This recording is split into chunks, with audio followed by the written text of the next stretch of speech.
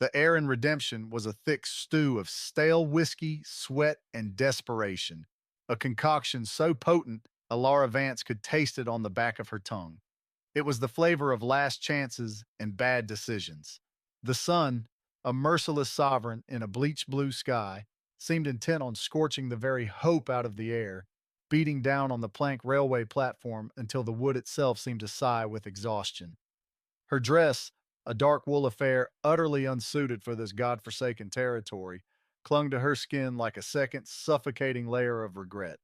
It was a relic from another life, a world of damp city streets and shadowed ledgers, a world she had been excised from as neatly as a surgeon might remove a tumor. She had been sitting on her small scuffed trunk for 3 hours, a solitary island of dark fabric in a sea of brown dust and sun-bleached wood. The train that had deposited her here had long since vanished, its mournful whistle a fading ghost on the horizon, leaving behind a silence so profound it felt like a pressure against her eardrums. Men passed, their gazes lingering on her like flies on fresh meat. They were hard-faced men with eyes that held the flat, weary glint of the landscape itself. They saw her fine, if travel-worn clothes, and the pale cast of her skin, and made their own assumptions. A mail-order bride, perhaps, or a preacher's daughter, destined for disappointment. They could not possibly guess the truth, which was far more complicated and infinitely more dangerous. Her instructions had been simple, written on a slip of paper she had burned back in St. Louis. Take the westbound train to Redemption. A man named Silas Stone will meet you. He has made arrangements. The paper had felt thin and flimsy, much like the promise it held. Silas Stone, a man whose name was a byword for avarice and moral decay in the circles she had been forced to inhabit, was her last and only hope. He owed her employer a debt, not of money, but of silence. And she, Elara, was the payment. She was not a bride, but a commodity, a piece of collateral to be tucked away in the wilderness where the long arm of a Chicago syndicate could not reach. But Silas Stone had not come. The station master, a wizened man with tobacco stains blooming on his white mustache, had shuffled out an hour ago, squinting at her. He had said nothing, merely shaken his head and retreated back into the shade of his office, the screen door slapping shut with an air of finality. The unfulfilled expectation was a cold knot tightening in her stomach. Every passing minute unraveled the thin thread of her composure. She was a woman alone, with a small trunk containing 2 spare dresses, a book of poetry, and a ledger filled with numbers that could get a dozen men hanged. She was a ghost in a land that did not believe in them, and she was beginning to fear she had been abandoned to the glare of the unforgiving sun. Then a new sound cut through the lethargy of the afternoon, the slow rhythmic plod of a single horse. It was not the clatter of a buggy or the jangle of a merchant's wagon. It was a heavy, deliberate sound. A man on a large bay horse rounded the corner of the dusty main street, moving with a kind of weary purpose that seemed to drain the energy from the air around him. He did not look toward the saloon or the general store. His gaze was fixed on the railway platform and on her. From Alara's observant eyes, he was a man carved from the land itself. His shoulders were broad but stooped, as if carrying a weight no one else could see. A sweat-stained hat was pulled low, shadowing a face that seemed composed of little more than sun-cured leather and angles. His clothes were homespun and faded, patched at the elbows and knees with a practicality that spoke of a life devoid of vanity. A rifle was sheathed in a saddle scabbard, its wooden stock worn smooth by use. He was not Silas Stone. Stone was a man who favored silk vests and pomade, his softness a sign of a life lived by exploiting the labor of others.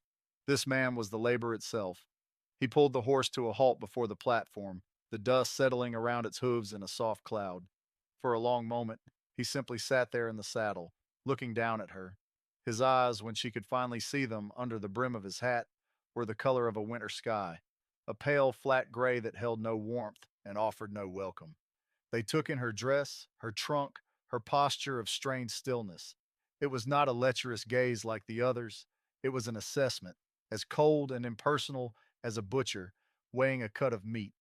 The silence stretched, thick and uncomfortable. He seemed to be waiting for her to speak, to explain herself, but the words caught in her throat, a dry knot of fear and uncertainty. Finally, a greasy voice broke the tension. Thorn, About damn time. Silas Stone emerged from the swinging doors of the saloon, wiping beer foam from his thick lips with the back of his hand. He was precisely as she remembered, florid, fleshy, with small, shrewd eyes that darted about, constantly calculating. Got your delivery right here, just as promised. He gestured toward Elara with a dismissive flick of his wrist, as if she were a sack of flour. The man on the horse, Thorn, did not look at Stone. His gaze remained on Elara. That is not what we agreed upon, he said. His voice was a low rumble, like stones grinding together at the bottom of a dry creek bed. It was a voice unused to conversation, shaped by solitude and silence. A minor change of plans, Stone said with an oily smile, pulling a folded piece of paper from his vest pocket. The deed is for the North Quarter, same as we discussed, and she comes with it. Consider her an improvement on the property, a caretaker. Keep her for a year, and the deed is yours, free and clear. My associates in the East wish for her to have a quiet year of contemplation, far from the city. He held out the paper. Thorne's jaw tightened, a subtle ripple of muscle under the weathered skin. His pale eyes flickered from Elara to the deed in Stone's hand, a flicker of something that might have been revulsion, or perhaps just weary resignation. He knew what this was. He was being paid in land to be a warden, and she was the prisoner. The first complication was not a broken wheel or a lame horse. It was the entire premise of her existence here. She was not a mail order bride to be courted, nor a housekeeper to be hired. She was chattel, part of a land transaction. For a heartbeat, Elara felt a surge of hot, useless fury. She could stand up, protest, declare that she was not a parcel to be bartered, but what would that achieve? It would show weakness, desperation. It would mark her as trouble in a place where trouble was dealt with swiftly and brutally. Here, in this sun-scorched purgatory, survival depended on seeing the board for what it was and playing the pieces you were given. Her face remained a mask of calm neutrality. She met Thorne's assessing gaze and held it, letting him see the steel behind the fear. This was her first test of character, and she would not fail it. She would accept this degradation with a dignity that was its own form of rebellion. Thorne finally reached down and plucked the deed from Stone's fingers, his movements economical and precise. He didn't read it. He simply folded it and tucked it into his shirt pocket. He swung his leg over the saddle and dismounted in one fluid motion. He was taller than she had expected, a man who seemed to block out the sun. He walked to the back of his horse, unstrapped a dusty bedroll, and tossed it to the ground. Then he turned his gaze back to her. The wagon broke an axle outside of town, he stated, not as an apology, but as a fact. You will ride. He gestured to the horse. There was no room for argument. Elara looked at the tall animal, its back a formidable distance from the ground, and then back at the man. She had never been on a horse in her life, but she simply nodded, a single sharp dip of her chin, a flicker of something, surprise, reluctant respect, crossed his face for an instant before it was gone, replaced by the same stony impassivity. He lifted her trunk as if it weighed nothing and strapped it behind the saddle, then turned to offer her a hand. His palm was rough, calloused, the skin like cured leather. She placed her hand in his, and he lifted her onto the horse's back with an unnerving lack of effort. He swung himself up behind her, his presence a wall of heat at her back, and took the reins. Without a backward glance at Silas Stone, he nudged the horse forward, and they began their journey out of redemption. The departure from the town was less a transition and more an erasure. One moment, they were cloaked in the sounds of civilization. The tinny piano from the saloon, the clang of a blacksmith's hammer, the low murmur of voices, and the next, there was only the creak of saddle leather, the soft thud of hooves on the packed earth, and the vast, humming silence of the wilderness. The noise of redemption faded behind them, swallowed by a landscape that seemed hostile to any sound not of its own making. Elara sat stiffly, her back ramrod straight, acutely aware of the man behind her. He did not touch her, save for the solid presence of his chest against her shoulders, an impersonal barrier against falling. He smelled of dust, sun, and something clean and metallic like gun oil. The landscape unfolded before them, a brutal masterpiece of geological time. The land was not empty, it was filled with an intimidating emptiness. Jagged mesas clawed at the sky, their sides streaked with millennia of rust red and ochre. The sun beat down, and the world shimmered, heat rising from the cracked earth in visible waves. The terrain was a canvas of browns and grays, punctuated by the stubborn green of sagebrush and the skeletal arms of lonely junipers. It was a place that did not care for human life, a place that would kill you through thirst, heat, or sheer soul crushing loneliness. It mirrored the desolation in her own heart, making her feel small, insignificant, a temporary speck of black wool against an eternal panorama of stone and sky. She felt like a line of ink on a page that was about to be set ablaze.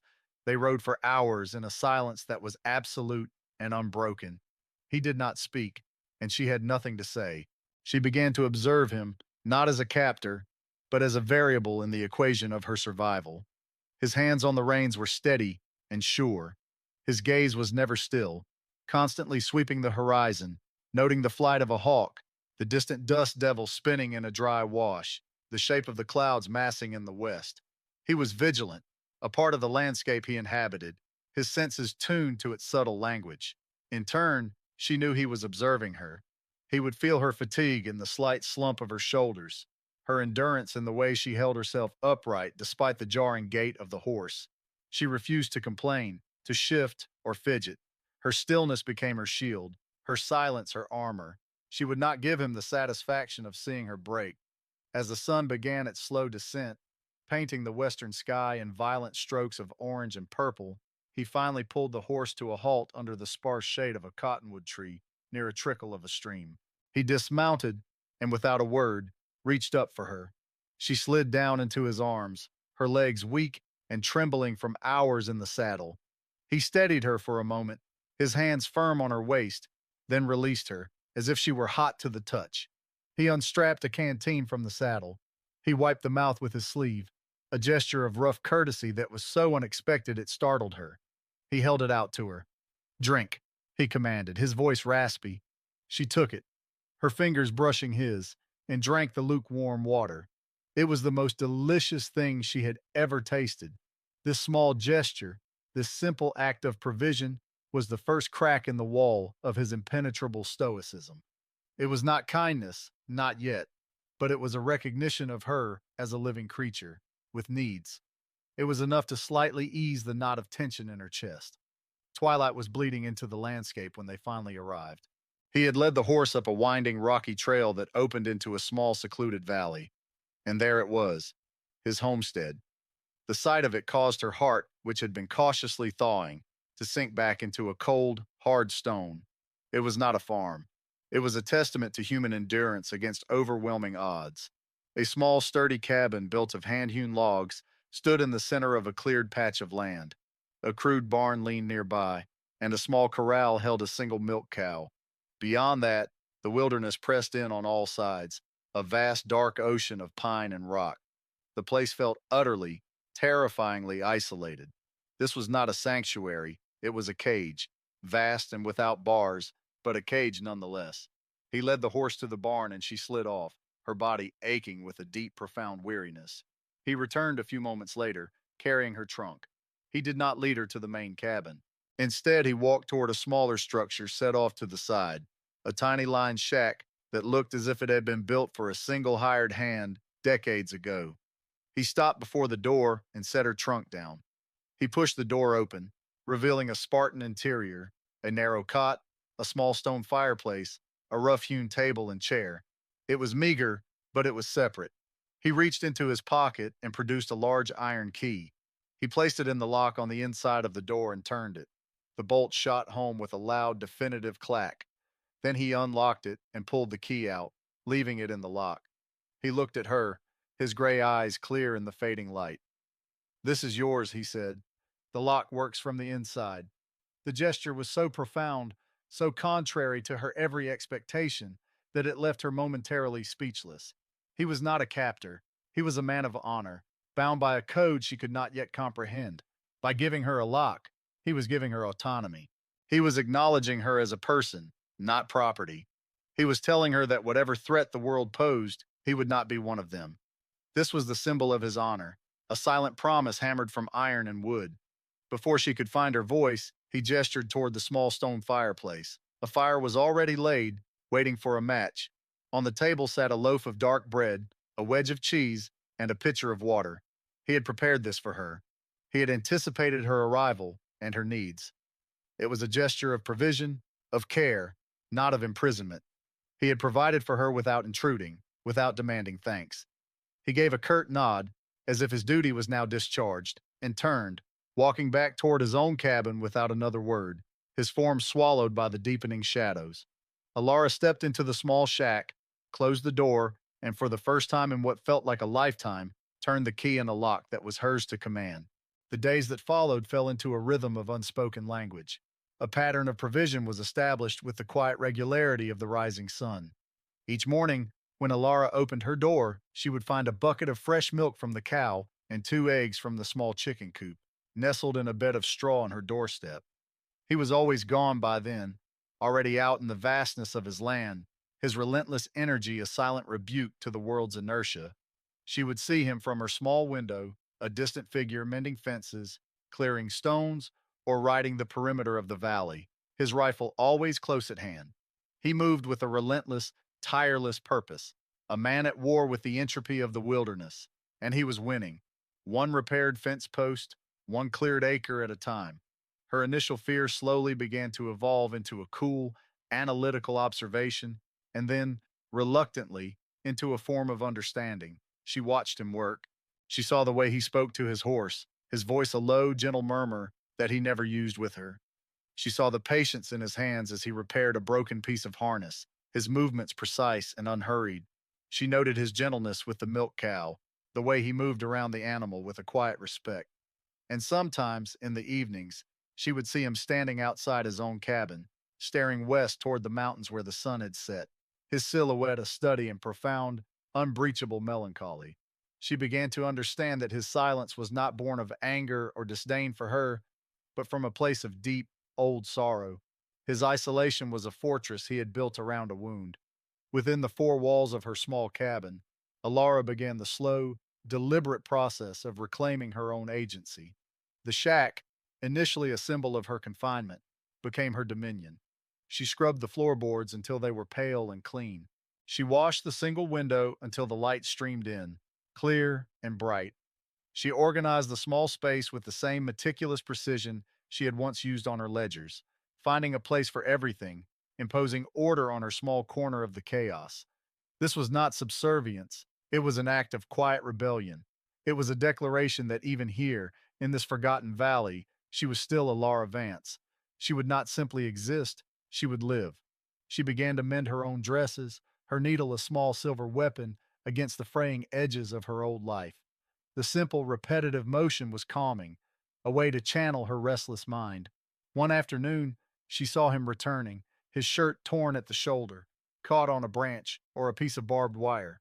A dark line of blood stained the faded fabric. He disappeared into his cabin without tending to it.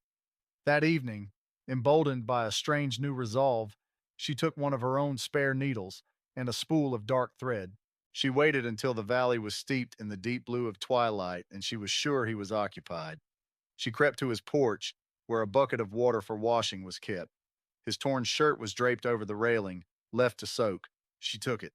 Back in her cabin, by the light of a single candle, she meticulously stitched the tear, her stitches small and even, a neat line of order against the ragged rip.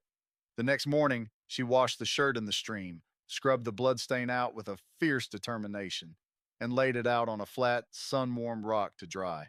When it was done, she folded it neatly and left it on his porch, in the exact spot where the milk and eggs appeared for her. It was her first offering. It was not payment, and it was not a plea. It was a gesture across the silent divide that separated their two small cabins. It was a statement of her personhood, a quiet announcement that she was more than a burden to be fed and housed. She was a woman with skills, a woman who could mend what was torn. She watched from her window as he emerged from his cabin. He saw the shirt. He stopped, his body going completely still. He looked at the neatly folded garment, then his gaze went to her cabin. She knew he couldn't see her in the shadows, but she felt the weight of his attention. He slowly picked up the shirt, unfolded it, and examined the repair. For a long time, he just stood there, holding it in his calloused hands. Then he folded it again and took it inside. A week later, another turning point arrived. as quietly and unexpectedly as the first frost on the high peaks. He appeared at her door in the late afternoon. He did not knock. He simply stood there until she sensed his presence and opened it. In his hand, he held a piece of paper. It was the deed Silas Stone had given him. He held it out to her. She looked at him, confused, and did not take it. He walked past her to her small fireplace, where a low fire was burning against the evening chill. He knelt down and, without ceremony, pushed the deed into the flames. The paper curled, blackened, and dissolved into a wisp of gray ash. He stood up and turned to face her, his expression unreadable. Silas Stone has no claim on you, he said, his voice level. And neither do I. You are free. He paused, his gaze meeting hers. Winter is coming. The passes will be snowed in within the month. It is dangerous to travel, but you are free to leave whenever you choose. Your staying is your own choice. With that, he turned and left, the symbolic act of freedom hanging in the air between them, more potent and binding than any contract. He had not just burned a piece of paper, he had burned the last remnant of her old life, leaving her with the terrifying, exhilarating burden of a future she had to build for herself. And as she looked out at the vast, lonely valley, she knew, with a certainty that settled deep in her bones, that she was not going anywhere. The arrival of the threat came not with the roar of a blizzard, but with the subtle, chilling sound of shod horses, where there should have been none. It was a crisp autumn morning, the air sharp with the scent of pine and decaying leaves. Elara was outside, gathering firewood, when she heard it, the distinct rhythmic clatter of multiple riders approaching up the trail. Elias, who had been splitting logs near the barn, froze mid-swing, his head snapping up. His entire body became a study in coiled tension, his hand slowly lowering the axe as his eyes, sharp and focused, scanned the ridgeline. He had heard it too. The valley was their sanctuary, a place of profound and predictable silence. This intrusion was a violation, a discordant note in the symphony of their quiet coexistence. He looked at her, and for the first time, his gaze was not impassive or questioning, but filled with a stark, urgent command. Inside, he said, his voice a low, hard growl. Your cabin. Lock the door. But she knew, with a certainty that turned her blood to ice, that her cabin would not be enough. These were not lost travelers or wandering prospectors. They were hounds who had finally caught the scent. They were her past, come to drag her back into the abyss. No, she said, her voice steady despite the tremor in her hands. They are not here for you. They are here for me. His eyes narrowed, but there was no time for questions. 3 riders appeared on the ridge, silhouetted against the bright morning sky like harbingers of doom.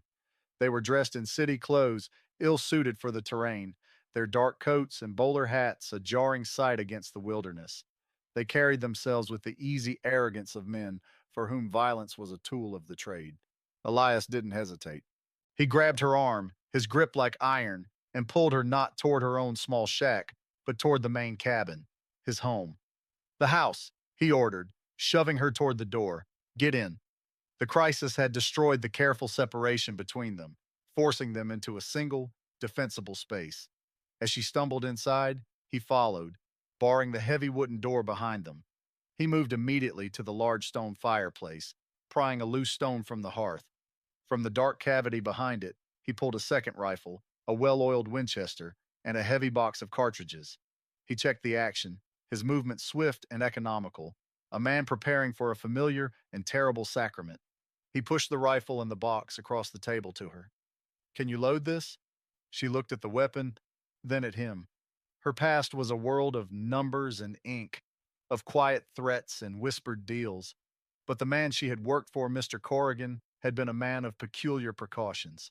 He had believed that every asset, even his quiet bookkeeper, should have a basic understanding of the tools of his trade. He had taken her to a range in the city's outskirts, teaching her the mechanics of a firearm with the same dispassionate precision he used to explain a fraudulent balance sheet. Yes, she said, her voice barely a whisper. I can do more than that. A flicker of surprise crossed his face, but it was quickly replaced by a grim nod of acceptance. The time for disbelief was over.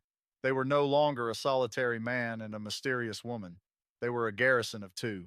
He moved to a window, peering through a small crack in the wooden shutter.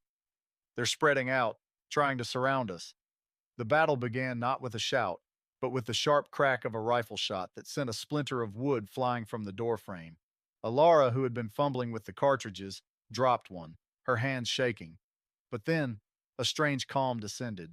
The fear was still there, a cold, hard knot in her belly, but it was overlaid with the icy clarity of calculation. This was just another ledger, one with a final balance paid in blood. She began to load the Winchester, her fingers now steady and sure. They fought together as a competent, unified team, a silent partnership forged in the crucible of violence. They communicated not with words, but with glances and gestures, anticipating each other's needs with an instinct born of shared peril. He would fire from one window, drawing their attention, and she would take careful aim from another, her shot ringing out a moment later. Her hidden skills were revealed, not in a flashy display, but in her quiet competence. She was not a natural gunfighter, but she was a meticulous marksman. She did not waste shots. She aimed, she controlled her breathing, she squeezed the trigger, just as she had been taught. One of the men tried to make a run for the barn, seeking a better angle. Elias raised his rifle, but the man was moving fast, weaving between the scattered wood piles. Wait, Elara said, her voice sharp. He glanced at her. He runs on his left foot, she stated, her mind, accustomed to finding patterns in columns of numbers, seeing one now in the rhythm of the man's desperate sprint. He will favor it when he reaches the trough. Elias held his fire, his eyes tracking the man. Just as Elara had predicted, the gunman planted his left foot to vault over the water trough, his momentum slowing for a fraction of a second. In that instant, Elias's rifle cracked, and the man fell. The fight was brutal and blessedly short. The attackers were city men, unused to a foe who was as patient and unyielding as the mountains themselves. After another of their number fell to Elara's steady aim, the third and final man broke. He scrambled for his horse, firing wildly over his shoulder, and fled back the way he had come. The silence that descended in the aftermath was heavier and more profound than any that had come before. It was filled with the smell of gunpowder and the deafening ringing in their ears. The immediate danger was gone, but the emotional wall between them had been shattered, blown apart by the shared violence. They stood in the dim light of the cabin, the two rifles resting on the table between them, their chests heaving. Later, as darkness fell and a cold wind began to howl outside, they sat in the quiet, a single lamp casting long, flickering shadows on the walls. The adrenaline had faded, leaving behind a deep, trembling exhaustion. Elara finally told him everything about the syndicate, the ledgers, the reason she had been sent to this place to be buried alive. She spoke in a low, flat monotone, laying out the facts of her life as if they belonged to someone else. When she was finished, he was silent for a long time. He stared into the fire, his face a mask of stone. She thought perhaps he was disgusted or angry at the trouble she had brought to his door. But when he finally spoke, his voice was rough with an emotion she couldn't name. My wife, Sarah, he began, his gaze still fixed on the flames. And my boy, Daniel. They didn't die from raiders or outlaws. It was a fever. Came on fast in the winter. I was away trading for supplies. By the time I got back, he trailed off, his throat working. The silence in this house after that, it was a living thing, a weight. I built this place for them. Every log, every stone. After they were gone, it was just a tomb. He finally looked at her, and in his pale winter sky eyes, she saw the ghost of his own loss, a pain that mirrored the one she carried for the life she had lost. It was a vulnerable revelation, a confession of his deepest wound, offered in the quiet sanctity of their shared survival. In that moment, their separate traumas connected, two broken threads weaving together to form a bond stronger than any spoken promise. The world after the crisis was transformed. The morning sun rose on a valley that was physically the same, yet fundamentally changed. The aftermath was quiet, hushed. Elias had buried the two men in a shallow grave far from the cabin, a grim task performed with the same stoic efficiency with which he did everything else. But the air between them was different. The silence was no longer a barrier of caution and mistrust. It was a comfortable space of shared understanding. The emotional wall that had stood between his cabin and her shack had been irrevocably breached. That morning, Elara had woken on a pallet of blankets near the hearth in his cabin. She had gathered her things to return to her own small dwelling, to restore the old order. but he had stopped her with a simple gesture.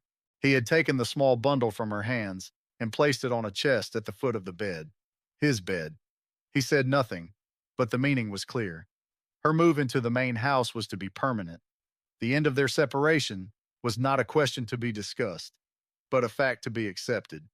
Their two separate, solitary lives had merged. The valley no longer held a homesteader and his ward, it held a household.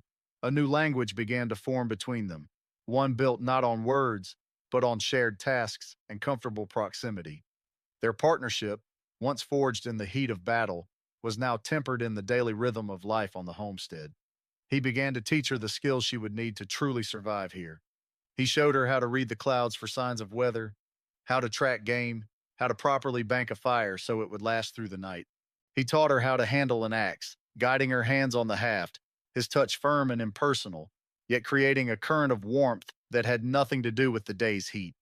He was a patient teacher, his instructions sparse and direct, his approval shown not with praise, but with a simple, affirmative nod. In return, she brought a life back into the tomb he had inhabited for so long.